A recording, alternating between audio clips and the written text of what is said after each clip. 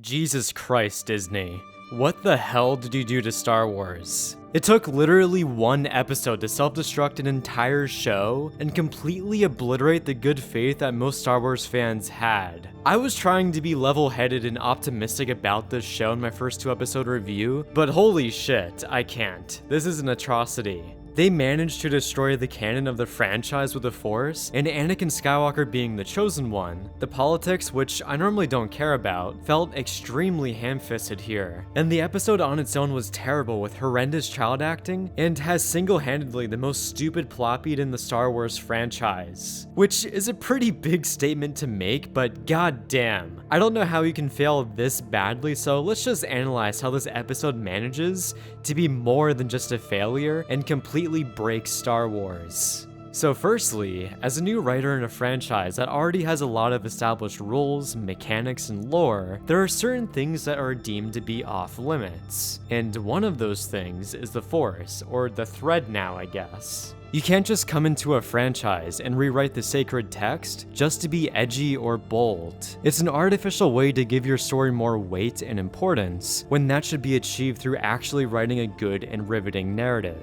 By reshaping the canon, it inherently contradicts everything that has come before it, and in general, leaving certain aspects like the Force vague allows the audience to have different interpretations of it. It's a vague concept that is better being that way because giving it an explanation will do nothing but make it less intriguing. That's why fans have mostly rejected the whole midichlorians explanation or just pretend like it doesn't matter that much and it's just there in the background. But now we also have to do that with the thread, along with that being an inherent contradiction. That and the whole way it was used in the episode was so odd, and it was as if the Coven was having a shared orgy or something. I found it weird they were all moaning, and I guess the Force also gives people immense pleasure now too.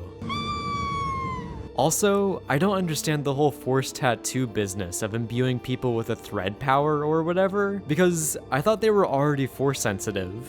Then it doesn't even stop there because the writers of the Acolyte also want to destroy the Jedi and apparently turn them into the bad guys. Which I do like some nuance in the Jedi not solely being good, and they can partially be flawed, but in this episode, they come across as being like the Empire. The whole rule of you can't train any child to use the Force or else sounded like such an Empire thing to say. They're insinuating that they're going to oppress or possibly even genocide this cult if they aren't following the rules of the Republic. And according to their leader, they're outside of their jurisdiction.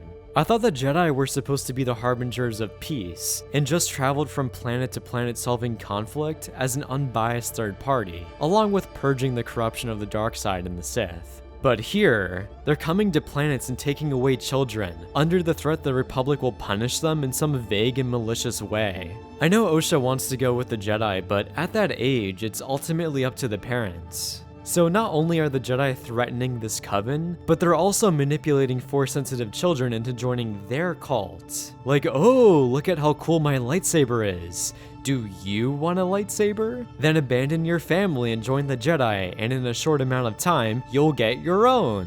They come across as being so manipulative, oppressive, and I wouldn't be surprised if they actually did kill the entire coven, and it wasn't the fire that did it, which is another entire issue we'll go into later. So the thread revelation was a very worrying sign that I could have accepted as a fluke in the writing, in which the writer was clearly overreaching with trying to make something artificially bold, but they essentially doubled down and decided to change the Jedi Order as well, which I think is far more egregious. That's a fundamental betrayal for the Star Wars franchise and utterly degrades one of the coolest organizations in film. They deserve much more respect than to be turned into villains, or at the very least, subtle/morally gray antagonists. I wouldn't be surprised if the following episodes for the Acolyte continues to drag the reputation of the Jedi through the mud, and at that point, what are you even trying to achieve as the writer? That kind of story direction is flat out terrible, and if that's actually what the writers are committing to for the overarching narrative, then they're just going to upset the fans. So if we said it then the Jedi become the antagonist. This overall issue with the Acolyte Episode 3 is essentially what was wrong with The Last Jedi. Rian Johnson came in and completely changed the core character of Luke Skywalker into being a pessimistic failure when he used to be the opposite of that. I guess Disney fundamentally doesn't understand the franchise and when to stand up to their creators to tell them what's off limits. It's very compelling. She's doing some really original things, and yet completely grounded in Star Wars. At this point, they should just bring back George Lucas and have him oversee projects and have him give the final okay if these stories are actually passable. So that was only 1/3 of this royally fucked up pie, and now we have the blatant politics of the Acolyte episode 3, which I honestly never want to talk about, and I think people normally blow these things out of proportion. Like, I don't think there's some kind of large woke conspiracy or whatever, or take any kind of issue with female leads, but using the Force to impregnate women in a gay relationship is just too far, I'm sorry. It comes off as being so blatantly political, and they're fundamentally changing Star Wars canon and mechanics to make gay impregnations a thing.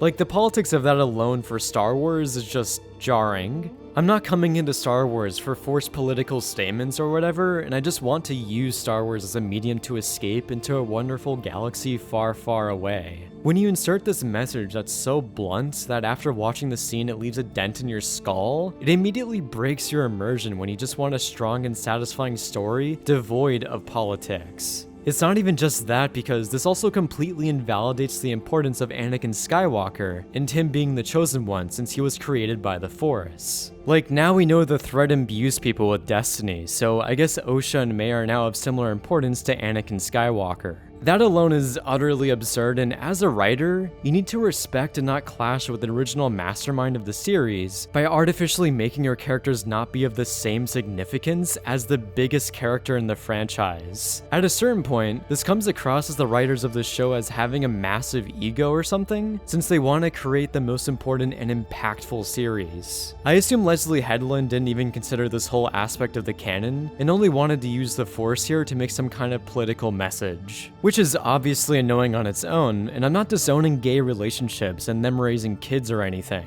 And as a writer within this franchise, you need to actually understand the weight that comes with making massive changes to the canon. You're literally bending and breaking it for the narrative. I highly doubt that Osha and May will ultimately surmount to much in comparison to Anakin Skywalker, and will, at best, probably just be a footnote in history, if that. And I also don't know if this is a Rey conundrum where they artificially inflate a female character with power and significance to make them seem far greater because Disney wants more powerful female characters or whatever. Again, I hate the politics and conspiracy of that statement, but it's getting really hard to ignore these signs in the writing since the writers are literally betraying the canon to make these female characters more powerful. At least Rey was just a poorly written character in which she was an expert at everything, while Osha and May are imbued with artificial bullshit to increase their significance. Then this leaves us with the actual quality of episode 3 of The Acolyte, which was simply atrocious. In my first review, I said that this show is basically going to live or die on whether or not the reveal of this backstory is of good quality. And I wish they left this as being a mystery because us seeing this backstory imploded all my interest in finishing the show. Osha and May's child actors are so insufferable, and I hate lambasting child actors because it's hard to become great at acting at such a young age, but to say simply, I think all of their line delivery was very stilted. Neither of them were likable despite Osha needing to inspire that since she's the main character, and having a child be evil like May in the end is just silly. At the end of the day, I think the fault lies more on the writing because these kids were dealt a losing hand, and now they're going to be lambasted by everyone. And speaking of the writing, just like the first 2 episodes, there was still a ton of exposition despite this already being a flashback. So the vast majority of the episode barely included character development, or even making the backstory come across as being interesting in any way. But by far the biggest and worst aspect of the episode was May burning down the entire compound. Now, to add some context for my channel, I essentially make a living out of pointing out stupid aspects in movies and shows, and I can say without a doubt that this is probably one of the dumbest things I've ever seen. The fact that a single source of fire is able to burn down a mountain compound made of rock is complete lunacy. Maybe this would actually work if they were in a massive treehouse or something, but fire physically can't spread on rock. You can even see the creator stretching reality by showing the fire spread on the rock, and I guess May covered every square inch of this place with gasoline or something. Like, it would be stupid if Osha's room went up in flames, but it's infinitely more insane that the entire compound literally falls and breaks apart because of a magical spreading fire. This is such a ridiculous plot point that I refuse to believe this is what actually happens. There's no way the writers are this stupid.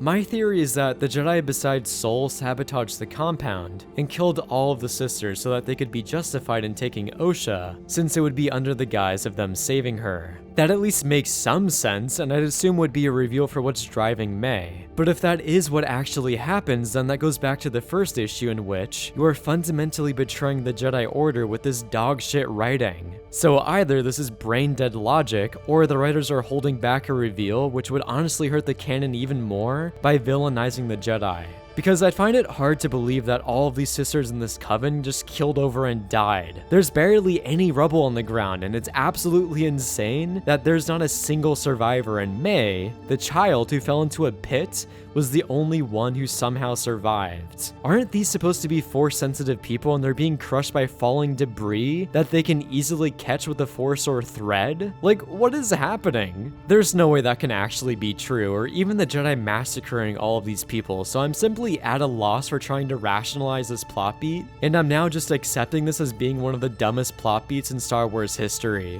I also wouldn't be surprised if the mother ends up being the Sith character, since we didn't see her die, and she'd also be rightfully fueled by rage. I'm just not excited for that reveal if that's what happens. It's also a coincidence that Soul happened to be able to respawn within like a few minutes of the entire place falling apart, and there's no way this small unrealistic fire compromised this reactor or whatever. God damn, I thought the Leia chase scene was rock bottom, but this scene brings the Star Wars franchise to a new abyssal low. So now the writing is wholly terrible, the canon has been raw-dogged, and the politics are at the forefront of the Acolyte. I'm just tired, boss, of being subjected to this shit as a Star Wars fan, and after season 2 of Andor, I'm no longer going to be hopeful for Star Wars content. I also find it crazy that the critics think the Acolyte is of the same quality of House of the Dragon. Like, what the hell is going on? Thank you for watching, and my Letterboxd, Patreon, and Discord links are in the description.